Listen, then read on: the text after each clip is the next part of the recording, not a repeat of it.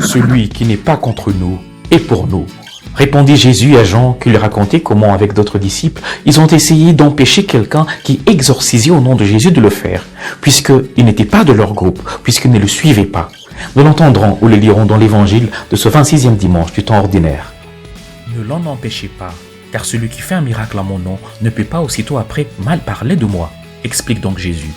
Alors, il donne à la communauté de ses disciples une ligne directrice, la tolérance, la magnanimité. Il veut que ses disciples aient un esprit ouvert, qui s'élève au-dessus de la mentalité sectaire des groupes de personnes étroits d'esprit. Jésus veut que ses disciples soient universels, non pas fermés, d'où le mot catholique. Si je me dis chrétien, enfant de Dieu, je ne devrais donc pas voir dans les autres des ennemis à combattre, mais des frères et des sœurs à accueillir et à aimer. L'évangile d'aujourd'hui m'enseigne donc que Jésus-Christ est présent partout où l'on fait du bien, à l'intérieur comme à l'extérieur de l'église visible. Quiconque vous donnera à boire un verre d'eau en mon nom parce que vous appartenez à Christ, je vous le dis en vérité, il ne perdra point sa récompense, dit le Seigneur. Cette présence du Christ, même en dehors de l'église officielle, est un rappel constant pour la communauté chrétienne, un rappel de service et de disponibilité à tous.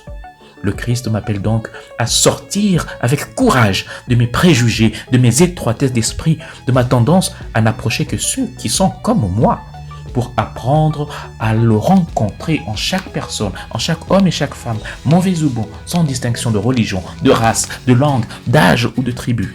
Si vous n'aimez et ne faites du bien qu'à ceux qui vous aiment, quelle récompense attendez-vous? Si vous ne prêtez qu'à ceux qui vous prêtent, que faites-vous d'extraordinaire? Même les méchants aiment ceux qui les aiment. Ils prêtent à ceux qui leur prêtent pour recevoir la même chose. Mais vous, aimez vos ennemis, faites du bien et prêtez sans rien espérer.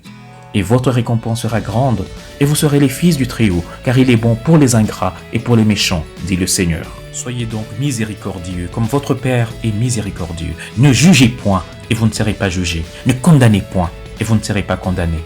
Pardonnez, et vous serez pardonnés. Prie donc avec moi.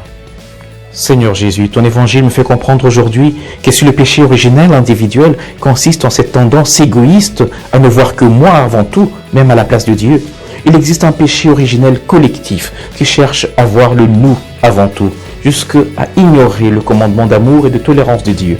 Seigneur, ouvre mon cœur et mon esprit, garde-moi de l'intolérance et de l'étroitesse d'esprit. Amen. Et que le Seigneur te bénisse et te garde, ta famille et toi-même, au nom du Père et du Fils et du Saint-Esprit.